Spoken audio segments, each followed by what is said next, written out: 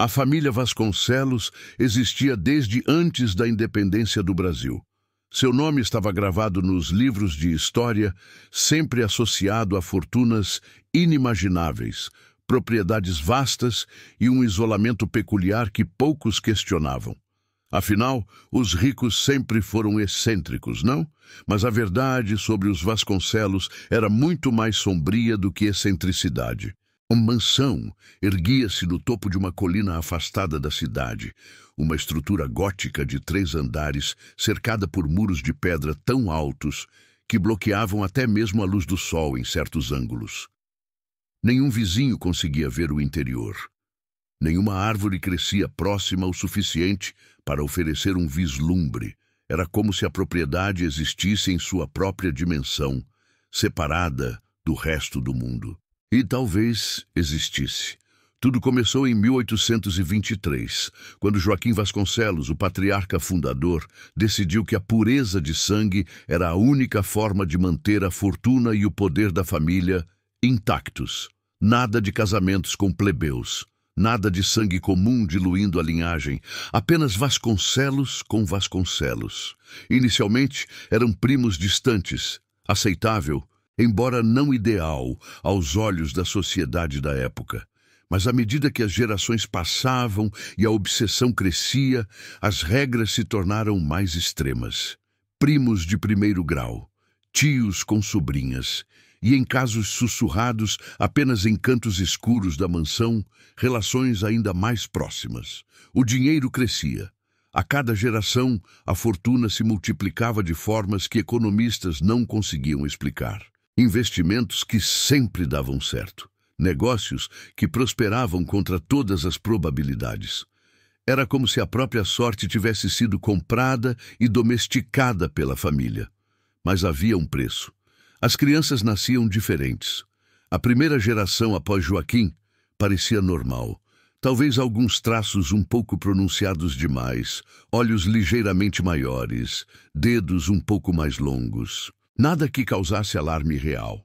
Na segunda geração, começaram as manchas, marcas de nascença que cobriam metade dos rostos de algumas crianças, padrões que pareciam mudar de forma quando ninguém estava olhando diretamente. Olhos de cores diferentes, um azul, outro verde. Não era tão raro, mas em 3/4 das crianças? Isso chamava a atenção. Na terceira geração, as vozes começaram. Bebês que ainda não sabiam falar, murmuravam palavras em idiomas que nenhum tutor conseguia identificar. Nomes que faziam os empregados fugirem da mansão no meio da noite. Sons que não deveriam sair de gargantas humanas, especialmente não de crianças. Azatot, Nyarlathotep, Yog-Sothoth. Os Vasconcelos ignoravam tudo isso. Para eles, eram apenas peculiaridades da linhagem superior. Prova de que eram especiais, escolhidos, acima da humanidade comum. Os empregados que questionavam eram demitidos. Os médicos que sugeriam problemas genéticos eram dispensados. A família construía seus próprios muros, não apenas de pedra, mas de negação. Em 1920, nasceu Doroteia Vasconcelos, filha de um casamento entre tio e sobrinha. Ela era diferente até mesmo para os padrões da família. Sua pele tinha uma textura que os empregados descreviam como não completamente sólida, como se estivesse constantemente se dissolvendo e se reformando. Seus olhos eram totalmente brancos, sem íris, mas ela enxergava perfeitamente. E sua voz, quando falava, produzia ecos que vinham de lugares que não existiam. Eles estão vindo, ela dizia frequentemente, olhando para cantos vazios. Eles sempre estiveram vindo. Nós os chamamos com nosso sangue. Sua família achava encantador. Em 1950, a quinta geração nasceu com características que médicos modernos teriam classificado como impossíveis. Gêmeos conectados não fisicamente, mas de alguma outra forma. Quando um sentia dor, o outro sangrava. Uma criança com 6 dedos em cada mão, mas os dedos extras desapareciam e reapareciam dependendo de quem estava olhando. outra cujo reflexo no espelho mostrava alguém completamente diferente. Os retratos de família daquela época são perturbadores, não porque mostram deformidades físicas evidentes, mas porque algo neles está fundamentalmente errado. As proporções não batem, os ângulos são impossíveis, e se você olhar tempo suficiente, os rostos parecem se mover, como se estivessem tentando escapar da tela. Vários desses retratos ainda existiam na mansão em 2018, o ano em que tudo terminou. Ou começou, dependendo de como você vê. A última geração dos Vasconcelos consistia em 17 membros, todos vivendo na mansão. Idades variavam de 3 a 78 anos. O patriarca atual, Augusto Vasconcelos, era produto de 7 gerações de consanguinidade intensiva. Ele mal parecia humano mais, embora andasse ereto e falasse. Sua pele tinha manchas que pareciam escamas em certos ângulos. Seus olhos eram completamente negros. E quando ele ria, o que era raro, o som fazia vidros tremerem. As crianças eram piores. A mais nova, Clara, de 3 anos, nunca piscava. Nunca. Empregados juravam tê-la visto de pé em seu berço às 3 da manhã, completamente imóvel, olhando para a parede e murmurando aqueles nomes antigos. Nomes que faziam o ar ficar mais pesado, que faziam sombras se moverem de formas que sombras não deveriam. Eles quase estão aqui, ela dizia para qualquer um que escutasse. Papai e mamãe os chamaram. Vovô os chamou. Todos nós os chamamos. Com nosso sangue errado, nosso sangue puro, nosso sangue que não é mais humano. Em outubro de 2018, os últimos 3 empregados que ainda trabalhavam na mansão pediram demissão simultaneamente.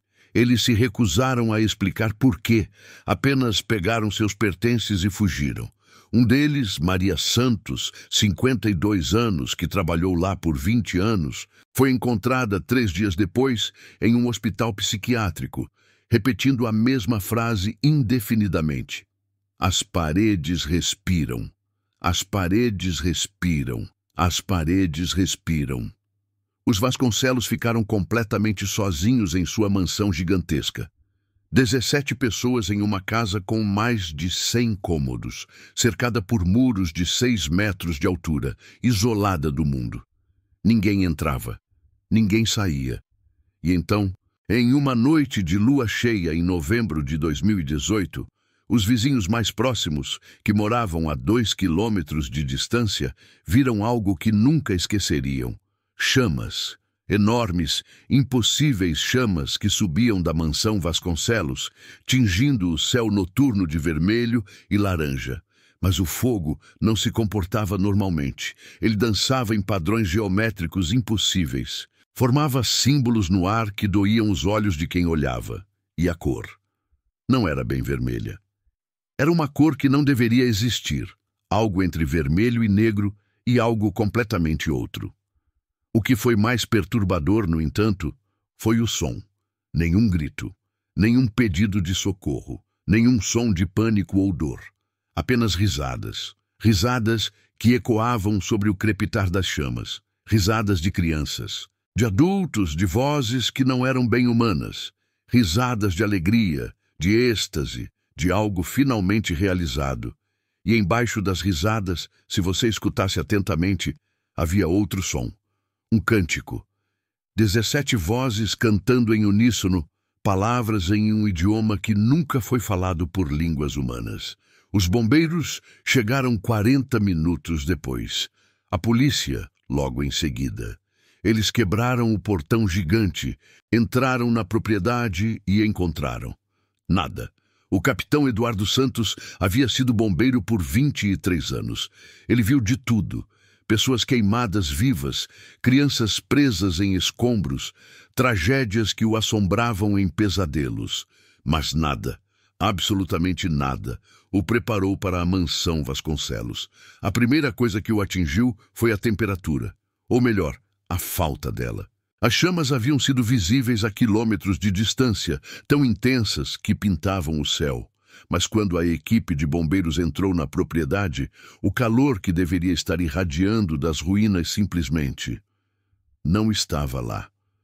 Isso não faz sentido, murmurou Eduardo para seu segundo em comando, Marcos.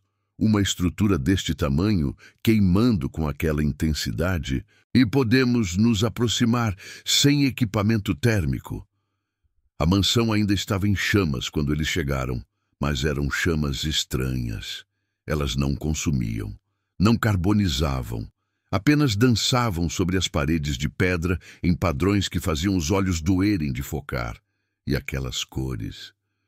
Eduardo nunca tinha visto fogo daquela cor antes. Capitão, a voz de Marcos estava tensa. As chamas. Elas estão formando formas. Você está vendo isso? Eduardo via. Por um momento, as chamas formaram claramente o contorno de uma mão gigantesca. Depois, algo que poderia ser um rosto, mas com geometrias completamente erradas. Depois, símbolos que pareciam queimar na retina mesmo após ele desviar o olhar. Foco no trabalho, Eduardo ordenou, embora sua voz tremesse. Procurem por sobreviventes. Mas, no fundo, ele já sabia que não haveria sobreviventes. Não podia haver.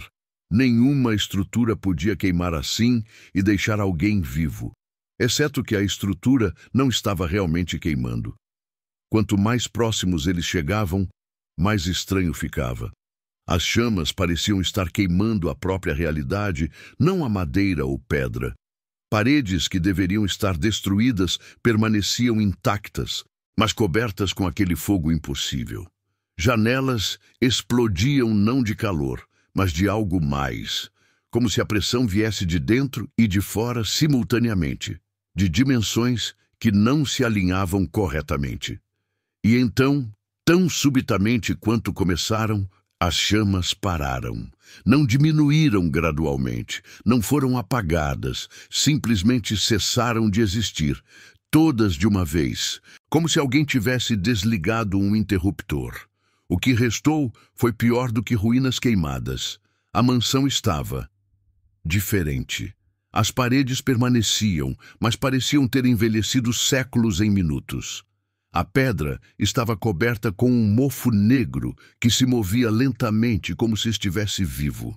As janelas estavam intactas, mas o vidro era agora opaco, e quando Eduardo tentou olhar através de uma, ele jurou ver algo olhando de volta de dentro.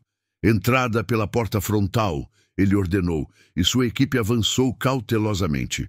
A porta estava entreaberta, não queimada, não destruída, apenas aberta, como se estivesse os convidando a entrar. O interior era impossível. A mansão tinha 3 andares segundo os registros, mas ao entrarem no hall principal, Eduardo olhou para cima e não conseguiu ver o teto. Apenas escuridão se estendendo infinitamente. As escadas que deveriam levar aos andares superiores se curvavam em ângulos que desafiavam a geometria euclidiana, se retorcendo sobre si mesmas de formas que faziam o estômago revirar. Meu Deus, sussurrou um dos bombeiros novatos. O que é esse lugar? Não havia corpos. Esse foi o primeiro pensamento de Eduardo. Um incêndio que supostamente matou 17 pessoas e não havia sequer um único corpo. Havia, no entanto, outras coisas. Manchas nas paredes que lembravam vagamente formas humanas, mas distorcidas, alongadas, com membros de mais ou de menos. Como se pessoas tivessem sido pressionadas contra as paredes e depois absorvidas por elas, deixando apenas impressões na superfície. E os retratos. Dezenas deles, talvez centenas, cobrindo cada parede do hall principal. Rostos de gerações de Vasconcelos olhando para baixo. Mas os rostos estavam errados, terrivelmente errados. Proporções que não funcionavam. Olhos em lugares onde não deveriam estar. Bocas que se abriam em ângulos impossíveis. E quanto mais você olhava, pior ficava.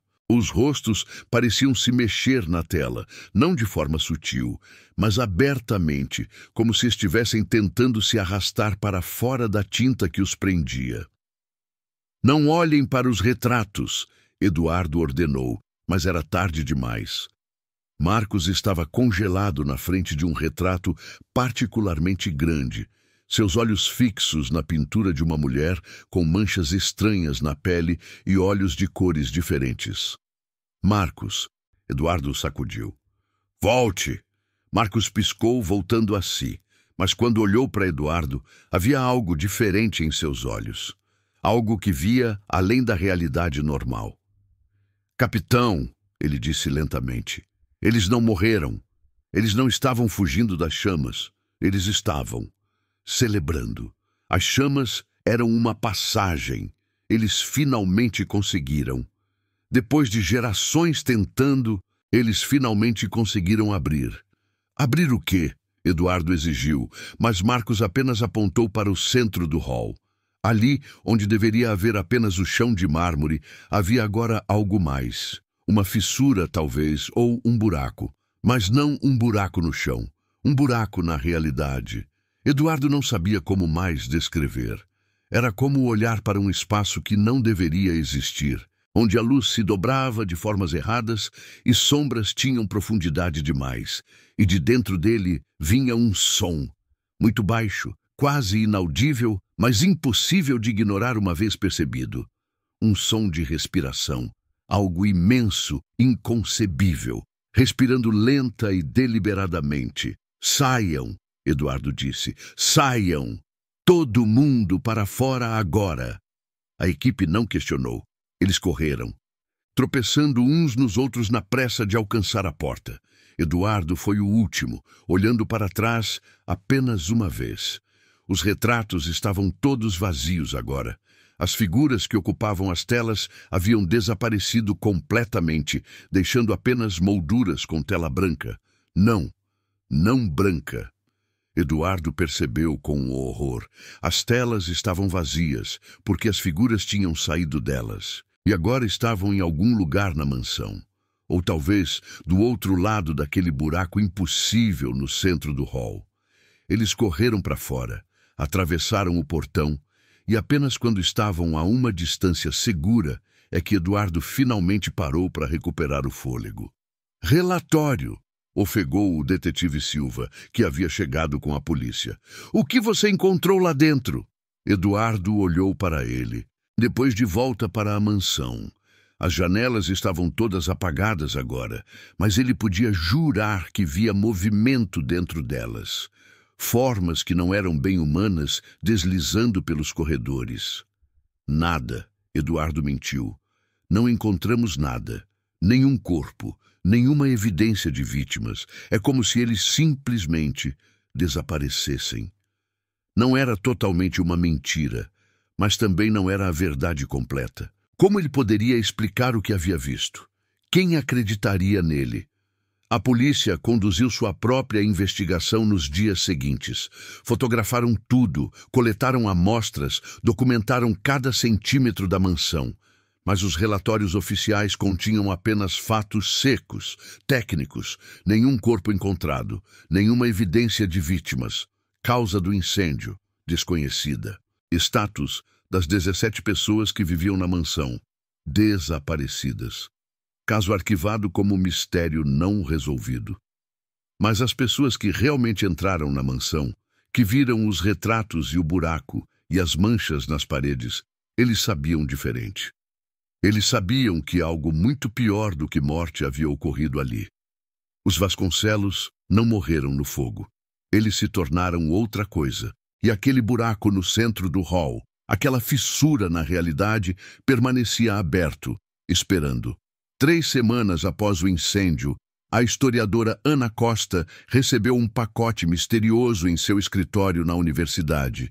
Dentro estava um diário antigo, encadernado em couro desgastado, com o brasão da família Vasconcelos gravado na capa.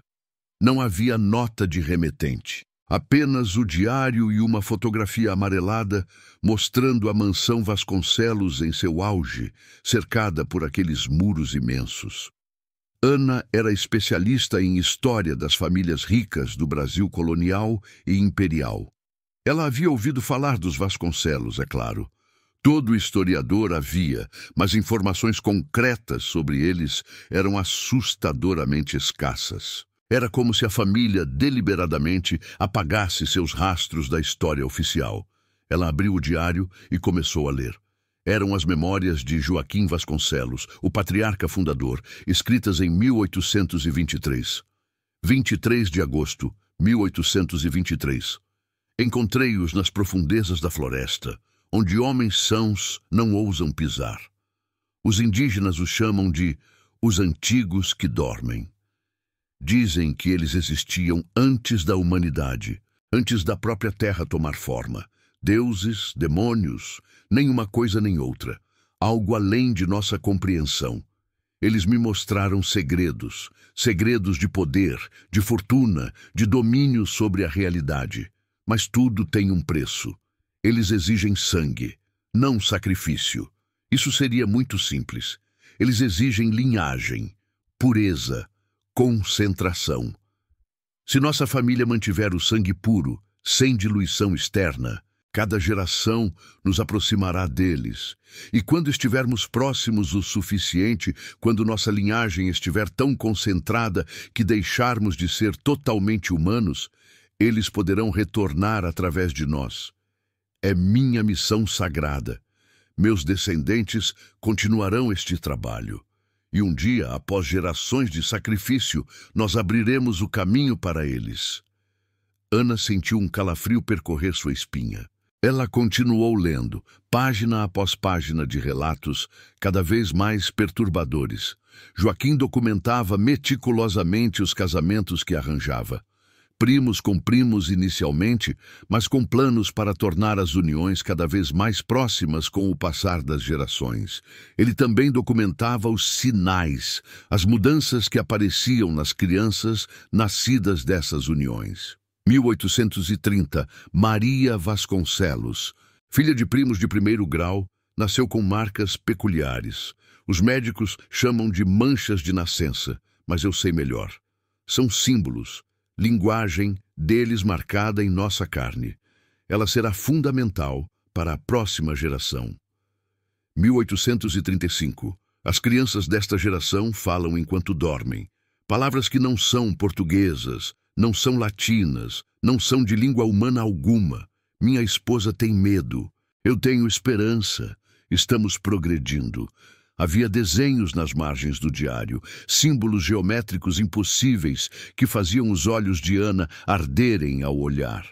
Diagramas de árvores genealógicas planejadas com a precisão de equações matemáticas. E, ocasionalmente, esboços de criaturas. Coisas com forma vagamente humana, mas distorcidas, alongadas, com características que não pertenciam a este mundo. O diário pulava décadas. Aparentemente, cada patriarca adicionava suas próprias entradas ao longo dos anos. 1892. 4 gerações após o início. E os sinais são inegáveis. Meu neto nasceu com olhos que veem além do véu. Ele descreve coisas no ar que ninguém mais percebe.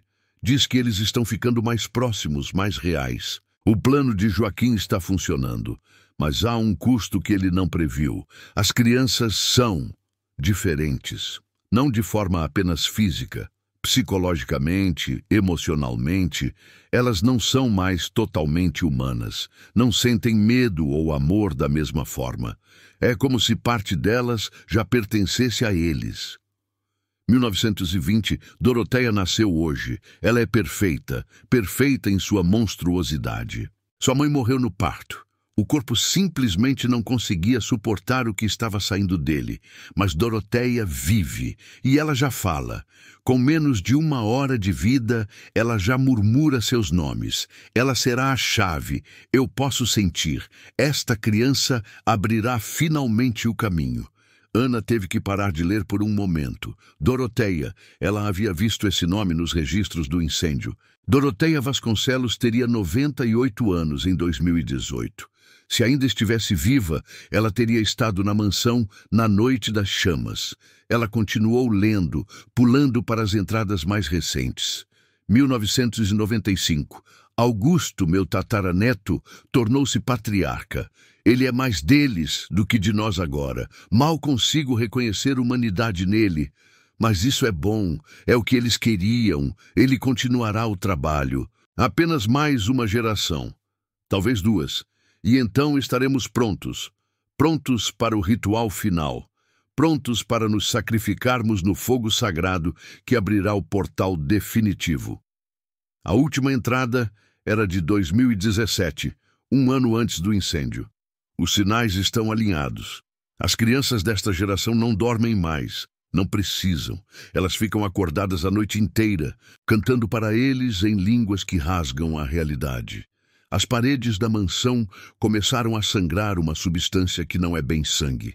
Os espelhos não mostram mais nossos reflexos, mas algo deles. Na próxima lua cheia, faremos o ritual final. Todos nós. 17 Vasconcelos reunidos no centro da mansão, onde o véu é mais fino. Acenderemos as chamas que não queimam carne, mas alma. Chamas que não destroem, mas transformam. E através dessas chamas, nós deles nos tornaremos. Não morte, metamorfose. Nós cruzaremos para o outro lado e deixaremos a porta aberta. Aberta para que eles possam finalmente retornar a este mundo que um dia foi deles. O preço de 7 gerações de sangue puro finalmente será pago, e o pagamento será glorioso. Ana fechou o diário com mãos trêmulas. Agora fazia sentido, terrível, horrível sentido. O incêndio não foi acidente, não foi tragédia, foi o objetivo final de 200 anos de planejamento meticuloso. Os Vasconcelos não morreram. Eles se transcenderam. Usaram gerações de consanguinidade deliberada para transformar sua própria genética em algo que pudesse atravessar a barreira entre mundos. E naquela noite de novembro, eles finalmente conseguiram. Mas Ana percebeu algo mais, algo que a encheu de terror profundo. Se eles abriram uma porta, então a porta permaneceria aberta. E se a porta estava aberta, então coisas do outro lado poderiam atravessá-la. Na verdade, provavelmente já estavam atravessando. Ela precisava avisar alguém, mas quem? Quem acreditaria? Ela parecia louca apenas pensando em voz alta sobre isso. Ana decidiu ir à mansão ela mesma. Precisava ver com os próprios olhos. Precisava confirmar ou desmentir a loucura que acabara de ler. Foi um erro. O pior erro de sua vida, mas ela só perceberia isso quando fosse tarde demais. Ana chegou à mansão Vasconcelos ao entardecer de uma sexta-feira. A lua estava crescente, aproximando-se da lua cheia. O portão havia sido consertado após os bombeiros o arrombarem, mas agora estava apenas encostado, não trancado, como se estivesse esperando visitantes. Ela entrou na propriedade com sua lanterna e câmera, determinada a documentar tudo. O sol estava se pondo rapidamente, lançando sombras longas e distorcidas pelos terrenos abandonados. A mansão parecia diferente do que nas fotos, mais viva. As paredes pareciam pulsar sutilmente, como se respirassem. As janelas, embora vazias, pareciam observá-la, seguindo seus movimentos. Apenas sua imaginação. Ana sussurrou para si mesma, mas não acreditava em suas próprias palavras. A porta frontal estava aberta, balançando levemente em uma brisa que não existia. Ana hesitou por um momento, então entrou.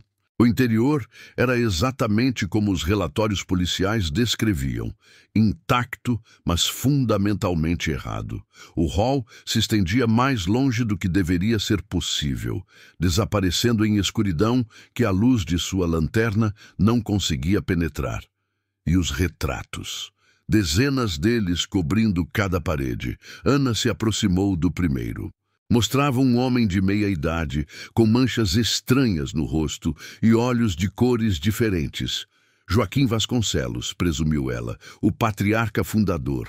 Mas, enquanto olhava, o retrato mudou. Sutilmente no começo, apenas um tremor na pincelada. Depois, mais obviamente, os olhos na pintura se moveram, focando diretamente em Ana. A boca se abriu, não em um sorriso, mas em uma expressão de êxtase perturbador. E então ele sussurrou, não de forma audível, mas Ana ouviu mesmo assim, diretamente dentro de sua cabeça. Bem-vinda, filha da humanidade. Você veio testemunhar nossa ascensão? Ana recuou, tropeçando. Não, não é possível. Possível? A vozes, percebeu ela, dezenas delas falando em uníssono, riam. Possibilidade é uma ilusão de mentes limitadas. Nós transcendemos possibilidade. Nós nos tornamos. Ana olhou ao redor desesperadamente. Todos os retratos estavam se movendo agora. Figuras distorcidas se contorcendo em suas molduras, tentando alcançá-la. Crianças com olhos vazios. Adultos com características que não eram bem humanas. Todos olhando para ela com aquela mesma expressão de êxtase insano. O portal permanece aberto. As vozes continuavam. Graças a nosso sacrifício, a barreira foi rasgada. E agora, na lua cheia, podemos retornar. Não como éramos, mas como somos agora, transformados, perfeitos, unidos com os antigos. Ana correu em direção à porta, mas ela se fechou com um estrondo que ecoou pela mansão inteira. A temperatura despencou.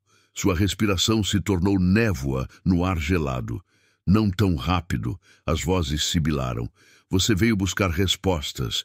Nós lhe daremos respostas. Nós lhe mostraremos o que nos tornamos. O chão sob seus pés começou a tremer. A fissura no centro do hall, aquela que o capitão Eduardo havia visto, começou a se abrir mais. E de dentro dela, algo começou a emergir. Sombras. Mas não sombras normais. Estas tinham forma, substância, presença. Elas se moviam contra a lógica da luz, lançando escuridão onde deveria haver iluminação. E dentro das sombras, Ana viu formas. Vagamente humanas, mas distorcidas de formas que faziam sua mente gritar. Membros em ângulos impossíveis, faces que não eram bem faces, corpos que pareciam existir em múltiplas dimensões simultaneamente. Os Vasconcelos, ela sussurrou em horror. Sim, as vozes confirmaram com orgulho doentio. Nós, transformados pelo fogo sagrado, não mais presos à carne fraca, agora somos um com os antigos, somos os arautos de seu retorno. As sombras começaram a circular. Ana, estudando-a como um predador estuda sua presa. Ela podia sentir suas presenças pressionando contra sua mente, tentando entrar, tentando compreendê-la. Você tem medo, observaram, mas não deveria. Nós oferecemos transcendência. Junte-se a nós. Deixe para trás sua humanidade limitada. Não, Ana gritou, encontrando coragem da pura adrenalina. Ela arrancou do pescoço um crucifixo que sua avó lhe dera e o segurou na frente de si como escudo. As sombras recuaram. Mas não com medo, com diversão. Símbolos de fé antiga, riram elas. Vocês humanos sempre acreditam que seus deuses podem salvá-los, mas os antigos existiam antes de seus deuses, antes da própria concepção de divindade. Seus talismãs não têm poder aqui, e estavam certos. O crucifixo não brilhou com luz sagrada, não repeliu as criaturas. Era apenas metal e fé contra algo muito mais antigo e terrível. As sombras se aproximaram novamente, e Ana sentiu algo tocando sua mente. Não fisicamente, pior que isso. Era como se dedos invisíveis estivessem vasculhando suas memórias, seus pensamentos, sua própria essência. Imagens inundaram sua consciência. Não suas imagens, mas deles. Ela viu os Vasconcelos em seu último momento como humanos, todos reunidos no hall da mansão. 17 figuras deformadas, algumas mal reconhecíveis como humanas, formando um círculo. No centro, um símbolo desenhado com algo escuro. Sangue? Não, algo pior que sangue. Ela viu Augusto, o patriarca, com sua pele escamosa e olhos totalmente negros, começar o cântico. As outras vozes se juntaram, criando uma harmonia que rasgava a própria realidade. E então as chamas, aquelas chamas de cores impossíveis, surgiram, não consumindo, mas transformando. Ana sentiu suas dores, sentiu seus êxtases, sentiu o momento em que suas consciências humanas se fragmentaram e se fundiram com algo outro, algo vasto, algo faminto, algo que esperava por eras para retornar a este mundo. E então ela viu o que estava por vir.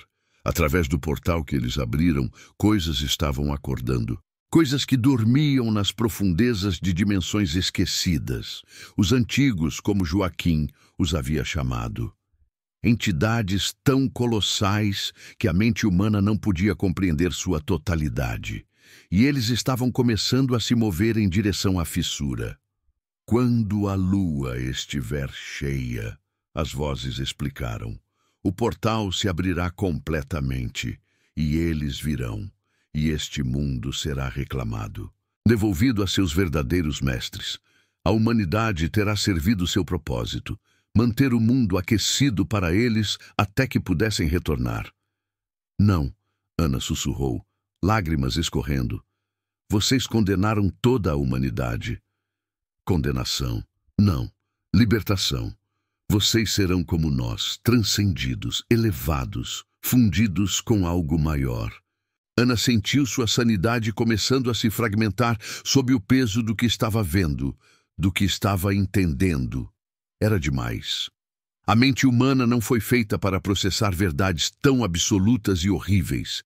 Mas então, nas profundezas de seu desespero, ela percebeu algo. Uma fraqueza, uma brecha. O diário de Joaquim mencionava que o ritual precisava acontecer em lua cheia. E hoje não era lua cheia. Ainda faltavam 3 dias. O portal estava aberto, sim, mas não completamente. As sombras que a cercavam eram fortes aqui, na mansão onde o ritual aconteceu, mas fora desses muros, fora, elas ainda estavam fracas.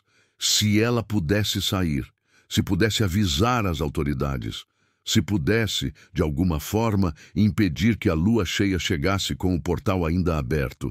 Mas como impedir a lua? Você pensa em resistência. As vozes riram, lendo seus pensamentos com facilidade. É fútil, inútil, inevitável como as marés, como a rotação da terra, como a morte de estrelas.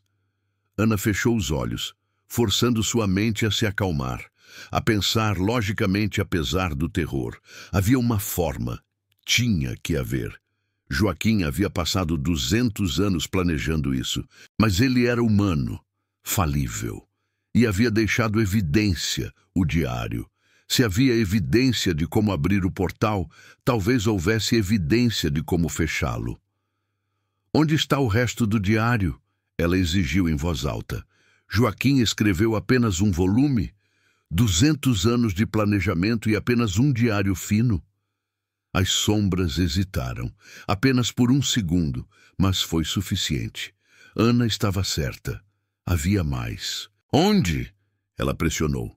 Onde estão os outros volumes? Queimados, responderam as vozes, mas havia algo na resposta. Uma mentira, talvez, ou medo. Ana apostou tudo naquele instinto. Vocês não queimaram todos. Havia segredos que não queriam perder. Conhecimento que poderia ser útil do outro lado. Onde estão? As sombras começaram a se agitar violentamente. Sua forma distorcida pulsando com raiva. Silêncio! Você não compreende, você não pode compreender. Mas Ana agora sabia que estava no caminho certo. E se havia uma coisa que ela aprendera como historiadora, é que pessoas obcecadas sempre guardavam registros. Sempre. Ela correu, não em direção à porta, essa estava selada, mas em direção às escadas impossíveis que se curvavam para os andares superiores. As sombras gritaram, um som que não deveria ser possível, que fazia suas orelhas sangrarem, e vieram atrás dela. Ana subiu as escadas, ignorando como elas dobravam em ângulos que não deveriam existir, ignorando como cada degrau parecia levá-la mais fundo em vez de mais alto. Ela apenas corria, guiada por instinto e desespero, e encontrou uma porta, uma porta que não estava nos planos originais da mansão. Uma porta com símbolos gravados que brilhavam fracamente na escuridão. Ela a abriu e entrou em uma biblioteca, não uma biblioteca normal. Esta era vasta, estendendo-se mais longe do que o tamanho da mansão deveria permitir. Prateleiras subiam até se perderem na escuridão acima. E cada prateleira estava repleta de volumes, diários, centenas deles, talvez milhares, 200 anos de obsessão cuidadosamente documentados. As sombras entraram atrás dela, mas aqui, cercadas por tanto conhecimento concentrado, elas pareciam menos sólidas, mais hesitantes. Você não pode parar o que já está em movimento, disseram, mas suas vozes tinham menos certeza agora. Ana começou a puxar volumes das prateleiras freneticamente, folheando-os, procurando. Tinha que haver algo, alguma menção de como reverter, como fechar, como desfazer. E então ela encontrou um volume fino, escondido atrás dos outros. Escrito por Joaquim em seus últimos dias, aparentemente. Se tudo falhar, se o ritual não funcionar como planejado, se a porta se abrir, mas não como deve, há uma forma de fechá-la. Mas o custo é absoluto. Exige o mesmo que foi dado para abri-la, sangue Vasconcelos, mas não transformado. Humano. Puro na forma antiga, um descendente direto da linhagem, com o sangue ainda não corrompido pela transformação, deve entrar no portal e selá-lo de dentro. Eles serão perdidos, destruídos, apagados da existência. Mas o portal fechará. Escrevo isso apenas como precaução. Nunca será necessário. Nosso plano é perfeito. Ana leu e releu as palavras. Sangue Vasconcelos não corrompido. Mas todos os Vasconcelos estavam transformados, do outro lado agora. Ou estavam. Ela se lembrou de algo nos registros. Uma criança. Uma única criança que havia nascido 6 meses antes do ritual. Filha de um dos Vasconcelos com uma mulher de fora. Um escândalo que a família tentara esconder. A criança havia sido dada para adoção, removida da linhagem oficial. Mas o sangue permanecia, diluído, mas presente. Onde está a criança? Ana exigiu. A bebê nascida em maio de 2018. Onde ela está? As sombras rugiram com fúria. Não! Ela é proibida! Ela não é pura! Ela não conta! Mas a própria intensidade de sua reação confirmava. Ela contava. Ela era a chave. Ana pegou o volume e correu de volta pelas escadas impossíveis, através do hall. E, finalmente, miraculosamente, a porta frontal se abriu. Ela saiu para a noite, respirando o ar fresco como se fosse a primeira vez. Atrás dela, a mansão gritou, não metaforicamente. Literalmente gritou. Um som de raiva e frustração que ecoou por quilômetros. Ana não olhou para trás. Ela correu para seu carro e dirigiu. Dirigiu até estar longe daquele lugar amaldiçoado. Ela tinha 3 dias. 3 dias até a lua cheia.